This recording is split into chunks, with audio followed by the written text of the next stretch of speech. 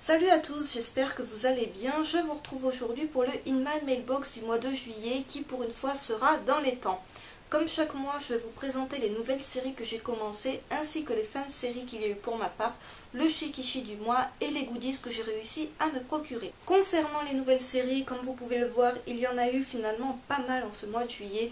Je vous ai déjà présenté certaines d'entre elles dans des vidéos au mois de juillet et les autres, je vous en parlerai dans des vidéos au mois d'août. Je commence avec le tome 1 de JoJo's Bizarre Adventure Phantom Blood, la saison 1 de Hiroeko Araki publié chez Tonkam. Shonen achevé en 5 tomes dont le tome 2 est prévu en France pour le 3 septembre, le tome 3 pour le 24 septembre et le tome 4 pour le 15 octobre, si les dates sont respectées. Théoriquement, on aura la fin de cette série vers le mois de novembre, grand maximum décembre. On rattrape petit à petit les rééditions des tomes de JoJo's Bizarre Adventure et c'est tant mieux. Ce tome-là, je vous l'ai présenté dans le What's New du mois de juillet, donc je vous y renvoie si vous ne l'avez pas vu et si vous voulez un petit peu plus de détails sur qu'est-ce que j'ai pensé de cet excellent tome 1. Niveau dessin, je trouve cela fort sympathique, même si par rapport à Stardust Crusaders et Steel Ball Run, les dessins sont un peu plus datés. Un shonen que je conseille fortement aux fans de JoJo's Bizarre Adventure ou à ceux qui voudraient découvrir cette saga. Je continue avec le One Shot Night de Kuyoneda publié chez Asuka. Là encore, je vous renvoie à ma vidéo What's New du mois de juillet dans laquelle je rentre un peu plus en détail à propos de ce one-shot que j'ai beaucoup apprécié. C'est une mangaka dont j'aime beaucoup le travail et je n'ai absolument pas été déçue de ce one-shot. Niveau dessin, c'est très simple, très épuré, mais c'est vraiment un dessin que j'apprécie énormément. Si vous êtes amateur de Boys Love et que vous cherchez un one-shot fort sympathique et assez mature comparé à ce que l'on peut voir dans d'autres séries, c'est vraiment un titre que je vous conseille. Je continue avec le spin-off de Sailor Moon Short Stories de Naoko Takeuchi, publié chez Pika. Spin-off en 2 tomes, dont le tome 2 est prévu en France pour le 3 septembre. A l'heure actuelle, je n'ai toujours pas lu ce spin-off, je n'ai toujours pas rattrapé mon retard de ma lecture de Sailor Moon, du coup je le mets pour l'instant de côté, même si j'achèterai le tome 2 dès sa sortie. Niveau dessin, et bien vu qu'il s'agit de l'auteur de Sailor Moon, il n'y a pas de grande surprise, c'est très joli. J'ai vraiment hâte de me faire les tomes de Sailor Moon et ce petit spin-off pour me replonger dans la nostalgie de mon enfance, puisque c'est un des dessins animés du Club Dorothée que je regardais il y a de cela fort longtemps. Ensuite, pour ceux qui suivent un petit peu ce que je mets sur mon blog, bien que mon blog est un petit peu à l'abandon ces derniers temps, je publie chaque mois une wishlist du mois prochain, en gros les titres que je m'engage à me procurer et à essayer de me restreindre à ces titres-là, ce qui n'est quasiment, pour ainsi dire, jamais le cas. Et dans cette wishlist du mois de juillet, j'y avais mis les 3 premiers tomes de Pan Pan Panda de Sato Orokura, publiés chez Nobidobi. Il s'agit du premier titre des éditions Nobidobi que je me procure, et celui-ci je le connaissais déjà depuis fort longtemps, mais j'avais beaucoup hésité à me le procurer, et c'est en voyant une vidéo de Virginie de la chaîne ZMM27, ou 27, dis-moi si je me trompe dans le pseudo, je vous mettrai le lien de sa chaîne dans la barre d'infos quoi qu'il en soit. Elle avait parlé du tome 1 dans l'une de ses vidéos et ça a relancé mon intérêt pour cette série, je dirais. Du coup, je me suis pris les 3 premiers tomes. Mais je n'en dirai pas plus sur ce titre dans cette vidéo puisque j'en parlerai dans une vidéo consacrée aux éditions Nobidobi en août. Je vous dis simplement qu'il s'agit d'un petit Kodomo terminé au Japon en 8 tomes et dont le tome 4 est prévu en France pour le 13 novembre. Donc voilà, vous le retrouverez dans une vidéo du mois d'août avec un petit peu plus de détails à son sujet. Je continue avec un titre qui aurait dû rejoindre à la base ma wishlist du mois d'août et qui finalement s'est retrouvé dans celle du mois de juillet. Il s'agit de la saga du protectorat de l'ombrelle de Gail Carriger, publiée chez Pika dans leur collection Black Moon Graphics. Donc ce titre-là, je vous en ai parlé dans ma toute dernière découverte manga, dans la précédente vidéo de ma chaîne, finalement. Je vous renvoie à cette vidéo si vous voulez mon avis détaillé sur cette œuvre, qui a vraiment été un gros coup de cœur de ce mois-ci. Je n'ai toujours pas lu les romans à l'heure actuelle, je le reprécise, je n'ai pas lu les romans. Ça m'encourage un petit peu à lire les romans, d'ailleurs même si j'ai pas mal de romans en retard à lire déjà. Un gros coup de cœur alors qu'il s'agit d'un genre que je n'avais encore jamais lu. Je parle des graphic novels, c'était vraiment quelque chose que je n'avais encore jamais tenté. Et finalement, s'ils sont tous d'aussi bonne qualité, pourquoi pas ? Le tome 3 est prévu en France pour le mois d'octobre. Je conclus en vous parlant d'un titre qui aurait dû également rejoindre ma wishlist du mois d'août, mais qui s'est invité un petit peu plus tôt que prévu dans ma mangatech. Il s'agit de Love Stage de Eiki Eiki et Taishi Zao, publié chez Teifu. Il s'agit du second Boys Love qui rejoint ma collection en ce mois de juillet. Et pour être honnête, j'avais totalement craqué à la base sur l'anime, donc j'ai regardé les 3 premiers épisodes, je vais me faire sûrement l'épisode 4 sous peu. Et j'ai trouvé l'anime vraiment drôle, les personnages super attachants. Et ça faisait longtemps que j'avais pas autant accroché à un boys love de ce genre-là. La série est toujours en cours au Japon avec déjà 5 tomes de parus et le tome 4 est prévu en France pour le 23 octobre. Ce titre-là, je n'en parlerai pas plus dans cette vidéo pour 2 raisons. Tout d'abord parce que j'ai acheté les tomes hier et donc je les ai à peine feuilletés, je ne peux rien vous en dire. Et de toute manière, je comptais vous faire une découverte manga à propos de ce titre, découverte manga qui sera probablement la prochaine vidéo juste après celle-ci.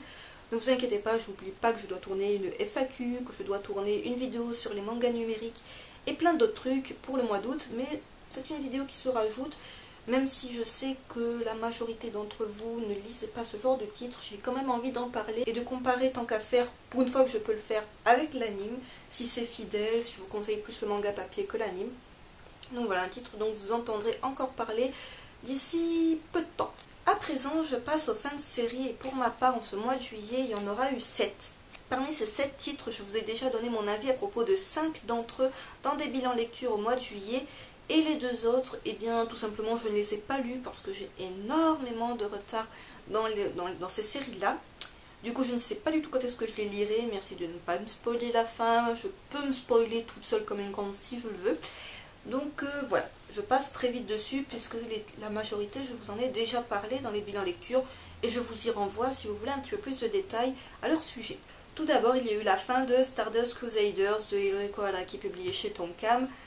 Autant vous dire, c'est une fin que j'attendais avec beaucoup d'impatience, puis voilà, la couverture se passe de commentaires. Il s'agit pour l'instant de la saison que je préfère de Jojo's Bizarre Adventure. Donc en même temps, vous allez me dire, mais tu n'en suis que 3 sur 8, 7, mais pour l'instant, il s'agit de ma préférée. Même si je vous avais dit dans mon bilan lecture 100% shonen que concernant cette fin de série, j'imaginais quelque chose d'un petit peu différent. C'est pas non plus une déception, c'est quand même une série qui se termine bien et que je vous conseille. Ensuite, il y a eu la fin de Grimmblood de Masasumi Kakizaki publié chez Kiun. Là, je vous renvoie au bilan lecture 100% seinen de ce mois de juillet. Je vous ai dit tout le bien que je pensais encore une fois de cette série et tout le bien que j'ai pensé de la fin, qui m'a beaucoup plu, même si apparemment j'ai vu certaines critiques comme quoi elle était un petit peu décevante. Certaines ne l'ont tout simplement pas appréciée. Je ne voyais pas comment la série pouvait se terminer autrement. Et personnellement, ça m'a totalement convaincue, ça va, ça se termine pas non plus trop dans le drame, ça se termine pas non plus en super happy end. Surtout quand on voit le côté excessivement sombre de cette série, si ça s'était terminé en méga happy end, je ne l'aurais pas du tout apprécié.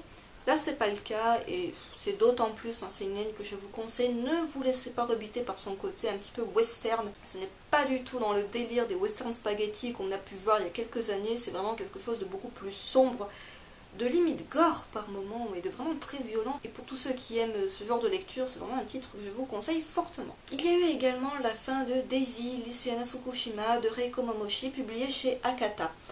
Bien là, je vous renvoie au bilan lecture 100% shoujo. Je vous ai dit tout le bien, encore une fois, que je pensais de cette série. 2 tomes, c'est vraiment un tout petit investissement. Et c'est un investissement qui vaut largement le coup d'œil. Un titre, témoignage vraiment exceptionnel, très touchant. Et qui mérite tout simplement qu'on s'y intéresse un petit peu. C'est tellement rare ce genre de titre, qu'en plus quand c'est fourni dans une superbe édition, la qualité, que ce soit du papier, de la traduction, des dessins, tout ce que vous voulez, il n'y a rien à redire, c'est vraiment un titre sur lequel il faudrait vraiment se pencher. Je continue avec la fin de The End of the World de Aoi Makino, publié chez Panini. Donc là par contre ça a été une de mes déceptions de ce mois-ci. J'imaginais quelque chose de tellement meilleur comme fin de série. Et c'est vraiment une fin de série qui me reste là, hein, si vous voulez.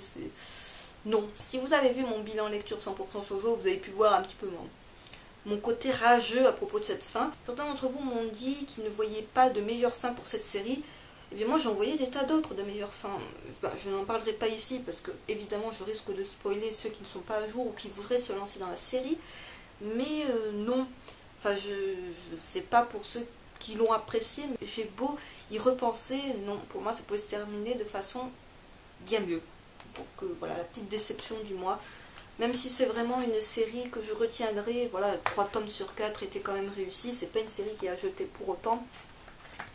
Mais ce quatrième tome, il fout un petit peu tout en l'air, c'est un petit peu dommage. Mais ce n'est que mon avis, bien entendu. Si ça se trouve, vous allez acheter la série, vous allez l'adorer jusqu'au bout. Je continue avec une fin de série que je n'ai pas lue, dont j'ai entendu des avis assez mitigés, comme quoi c'était un petit peu trop happy end sur la fin, alors que le début de la série était assez sombre. Il s'agit bien sûr de la fin de Deadman Wonderland de Jinsei Kataoka et Kazuma Kondo, publié chez Kana.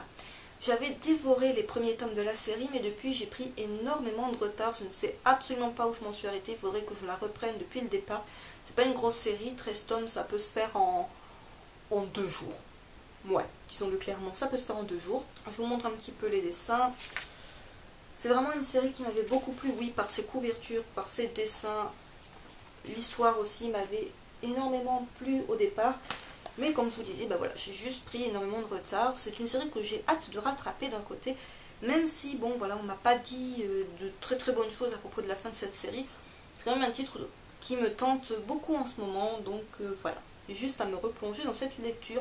N'hésitez pas à me dire en commentaire si la fin vous a plu, sans la spoiler pour autant, ou si vous attendiez quelque chose de différent. Je continue avec une autre fin de série que je n'ai point lue, mais là j'ai, comment dire, un petit peu beaucoup trop de retard pour me faire les tomes ce mois-ci. C'est pas une priorité de lecture, donc ne me dites pas vite, il faut que tu les lises, c'est génial. C'est sûrement génial, mais j'ai trop de trucs à lire en ce moment et c'est pas un titre prioritaire dans la liste. Il s'agit de Solitaire de Atsushi Okubo, publié chez Kurokawa. Vous pouvez voir la taille de ce dernier volume qui est fort impressionnante. Pour un prix de 6,60 €, c'est vraiment pas cher. Je vous montre un petit peu les dessins, même si je pense que les 3/4 d'entre vous, vous voyez à quoi ressemblent les dessins de Solitaire. Là, je n'ai pas entendu trop d'écho à propos de cette fin de série, s'il s'agit d'une bonne ou d'une mauvaise fin de série. C'est pas un titre, voilà, c'est pas que j'ai pas du tout envie de me le faire, mais j'ai pas envie de me le faire ces temps-ci. Et je conclus concernant les fins de série avec une fin de série dont je vous ai parlé également dans mon bilan lecture 100% shoujo, puisqu'il s'agit de la fin de Joséphine Impératrice de Yumiko Igarashi, publié chez Pika. Voilà, un petit shoujo historique fort sympathique sur la femme de Napoléon Bonaparte. Une fin vraiment triste, vraiment dramatique, mais historiquement vrai, comme je vous le disais. Voilà, je vais te faire un petit peu spoiler la fin de cette série. Mais c'est vraiment un titre que je conseille pour tous les amateurs de genre historique qui voudraient eux-mêmes juste approfondir un petit peu leur culture de l'histoire française. Niveau dessin, ben voilà, vous rendez bien compte que c'est un dessin d'époque et pourtant c'est un shoujo qui est sorti assez récemment. Donc voilà, c'est vraiment pour les amateurs du genre, puisque si vous n'êtes pas amateur de manga historique, c'est un titre qui risque de ne pas vous passionner. Donc voilà, si vous avez aimé La Rose de Versailles, par contre, c'est un livre que je vous conseille fortement. J'en ai terminé avec les mangas. Je vous parle à présent du Shikishi du mois de juillet, et il s'agissait de celui de Dragon Quest Emblem of Roto, donc Dragon Quest Saga, que j'ai eu assez tôt en ce mois de juillet, je pense comme tout le monde, puisqu'il était déjà distribué en fait à Japan Expo. Du coup, les librairies l'avaient un petit peu plus tôt que prévu. En principe, les Shikishi sont disponibles vers le 13 du mois, et celui-ci était disponible à l'époque du Japan Expo, donc au tout début du mois de juillet. Donc voilà, personnellement c'est vraiment pas mon Shikishi préféré, loin de là. Je ne fais pas la série ne m'intéresse absolument pas. Si vous voulez mon avis à propos de l'extrait manga du tome 1 de ceci, je vous renvoie à mon avant-dernier extrait manga J'achète ou pas. Il me semble qu'il s'agit du 2e et non du 3e. Cherchez. Mais voilà, autant je les collectionnerai tous, hein, je veux tout de même les 12 Shikishi pour avoir la collection complète, mais j'ai pas trop apprécié celui-ci. Voilà, pour ceux qui ne l'auraient pas vu, il s'agissait du Shikishi de Dragon Quest. Concernant les goodies, en ce mois de juillet, il n'y a finalement pas eu grand chose. Alors tout d'abord, souvenez-vous, dans ma vidéo Emma Mailbox du mois de juin, je vous présentais le marque-page de Sakamoto, donc le marque-page rose. Et je vous avais dit peut-être que je me prendrais les autres marque-pages disponibles si jamais il en restait encore en librairie. Et il en restait encore, du coup je me suis pris les 3 autres marque-pages de Sakamoto pour vous servir. Voilà, donc comment ils sont derrière. C'est vraiment pas un titre qui m'intéresse. J'en ai vu des critiques vraiment bonnes, des critiques un peu plus moyennes. La plupart des gens qui l'ont lu ont aimé, mais personnellement, comme je vous disais dans ma dernière vidéo Extrait manga J'achète ou pas, d'ailleurs il me semble que c'est la dernière, bien je n'ai pas accroché à l'extrait, même si j'ai vu des avis assez positifs, et surtout le fait que Komiku en fait énormément de pubs, c'est vraiment pas un titre qui m'intéresse. C'est vraiment pas un humour auquel j'accroche, j'ai pas rigolé une seule seconde en lisant l'extrait. Alors que pour les vacances de Jésus et Bouddha, je trouvais que l'humour était omniprésent dès le départ. Enfin, j'ai accroché directement à l'humour. Et j'ai pas décroché depuis. Donc voilà, le petit marque-page de Sakamoto pour vous servir. Si à ce moment-là de la vidéo vous remarquez une différence de luminosité et également de cadrage, c'est tout simplement parce qu'en fait j'étais en train de monter ma vidéo tournée ce matin. Et en montant, je me suis dit, mais il manquerait pas une partie de la vidéo. C'est assez inexplicable, ça m'est jamais arrivé jusque-là que la vidéo soit... Enfin, qu'il en manque carrément un bout, quoi. Je l'explique vraiment pas. Du coup, je vous retourne assez vite le petit bout qui manque. Je vous disais que j'ai eu également comme goodies en ce mois de juillet le DVD de Ograced, qui est un manhwa publié chez... Enfin, je sais pas, le DVD est de chez Ankama, mais je ne sais pas si le manga papier est également de chez Ankama. Et c'est un manhwa dont j'avais entendu parler, mais qui ne m'intéressait pas plus que cela. J'avais pas spécialement... Il me donnait pas spécialement envie du fait de l'histoire des dessins, tout ça. Donc je vous montre le petit dessin, peut-être que ça va vous dire quelque chose, que vous dites, ah tiens, je l'ai vu quelque part en librairie. Donc ce DVD, je l'ai eu Alpha BD, et je me demandais de quoi il s'agissait, tout simplement. C'était peut-être comment il a fait le manga, tout ça, petit reportage. Eh bien, c'est tout simplement un dessin animé d'une quarantaine de minutes qui reprend l'histoire du manga. Alors peut-être juste du tome 1, peut-être de toute la série, je ne sais pas du tout. Mais voilà, je ne l'ai pas regardé en entier, j'en ai regardé qu'une partie et ça m'a pas plus donné envie de me faire le manga. Mais voilà, c'est toujours assez sympathique d'avoir ça comme petit goodies gratuit, c'est toujours bon à prendre. Donc personnellement, je l'ai eu Alpha BD, je ne sais pas si vous pouvez l'avoir dans d'autres librairies. Ainsi s'achève pour de bon ce Ima Mailbox. J'espère que cette vidéo vous aura plu. N'hésitez pas à me donner votre avis en commentaire, comme d'habitude, ce que vous en avez pensé, s'il y a des séries qui vous tentent, si vous en avez commencé d'autres en ce mois de juillet. Je vous tourne au mois d'août la FAQ, avec toutes les questions que vous m'avez posées. Si jamais il y a des nouveaux arrivants sur ma chaîne qui se disent mais tiens, j'ai pas eu le temps de poser ma question, je vous renvoie sous ma vidéo annonce FAQ. Je vous laisse encore quelques jours pour poser vos questions, j'y répondrai bien entendu et je vous dis à très vite.